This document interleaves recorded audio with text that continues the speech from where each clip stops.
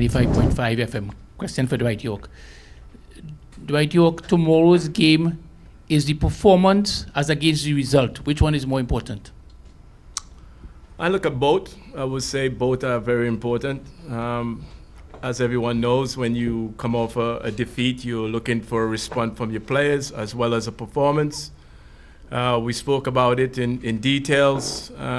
We have some work to be done, and I'm sure the players will be up for it. I'm very confident with my players.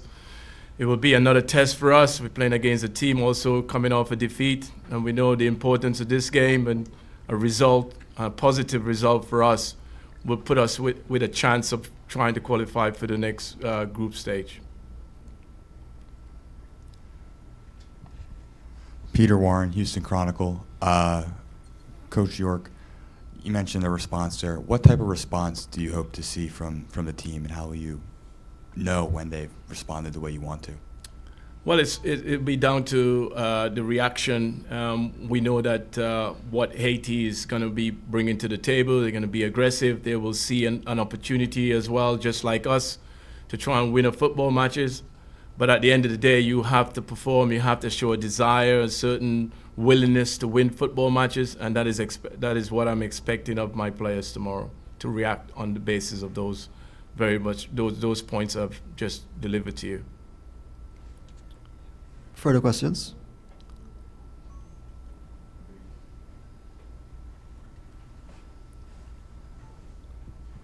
Good day, Adam Bartholomew, freelancer.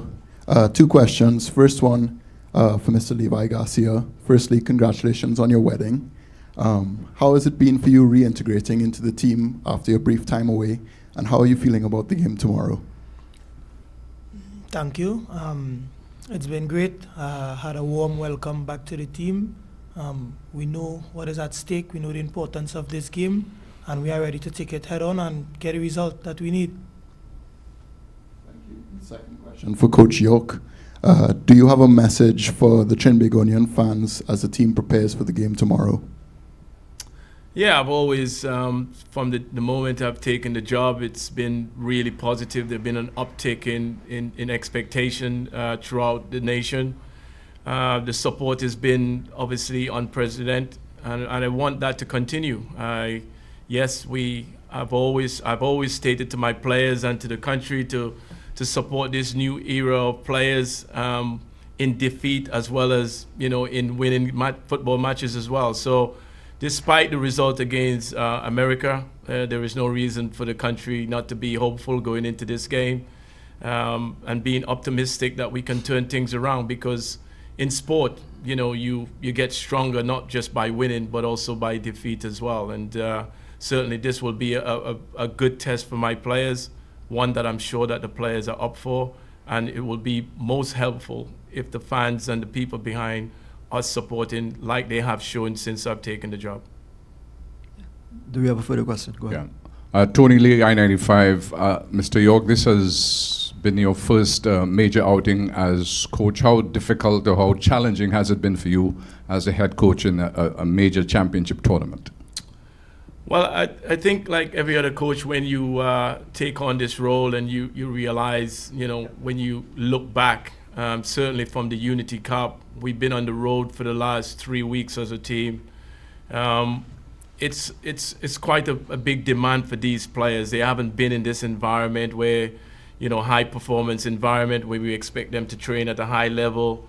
In between that, traveling from various countries to countries and then enter into a major tournament. So it can take its toll, and it has been challenging for my players as well as us as a backroom staff.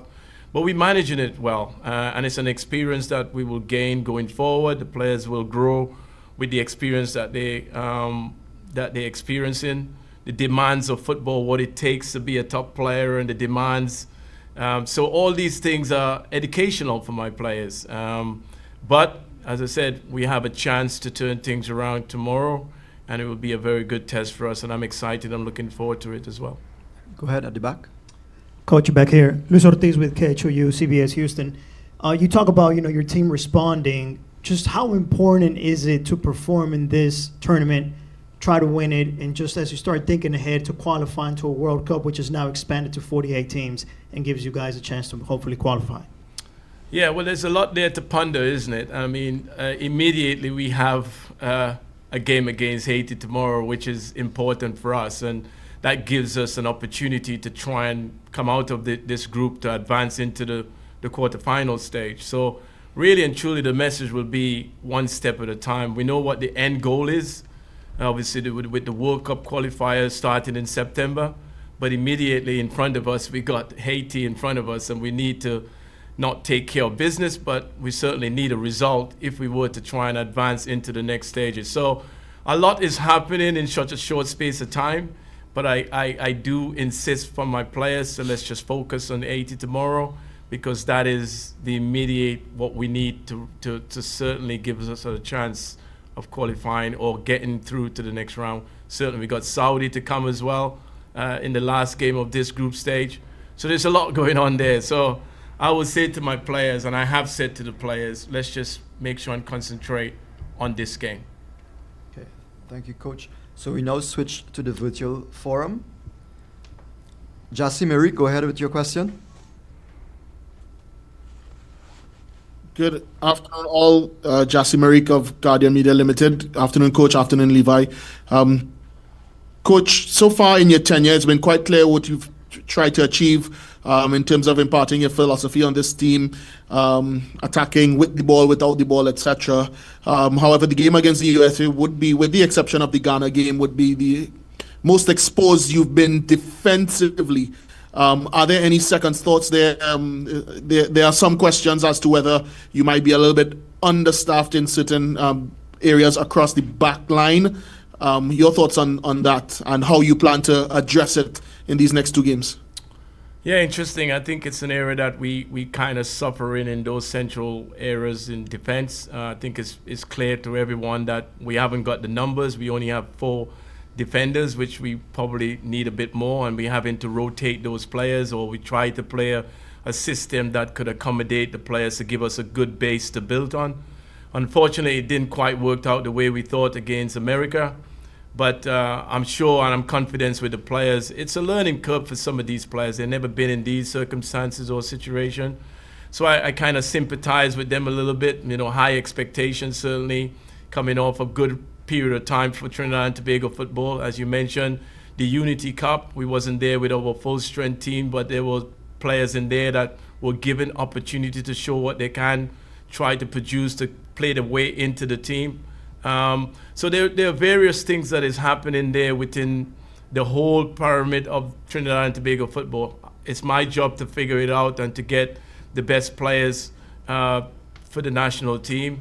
And right now we are in a bit of a situation where it comes to defenders. So we're fully aware of that. We're not blind to it. We know there are areas that we need to improve, and we already start the process in trying to address that situation. So, yeah, as I said, there's a lot of work. I've always said there's a lot of work. There's work in progress, and I'm sure by the time the World Cup qualifiers, you'll find that, you know, that this team will then be ready and prepared for the battle ahead, because that is the end goal.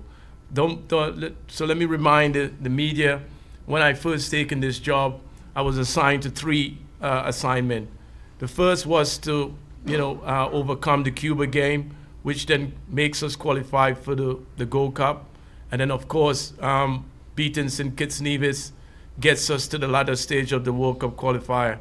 And on the back of that, my last assignment is to qualify for Trinidad and Tobago for the World Cup. So out of 3, I've already done 2, and I've got the major one ahead of me. So, there are going to be some bumps in the road, guys, and you just have to be a little bit patient with us. But we'll assure the public that when it comes to the World Cup qualifier, we'll be ready and prepared to go. All right, we continue with the virtual forum. Andrew, go ahead with your question.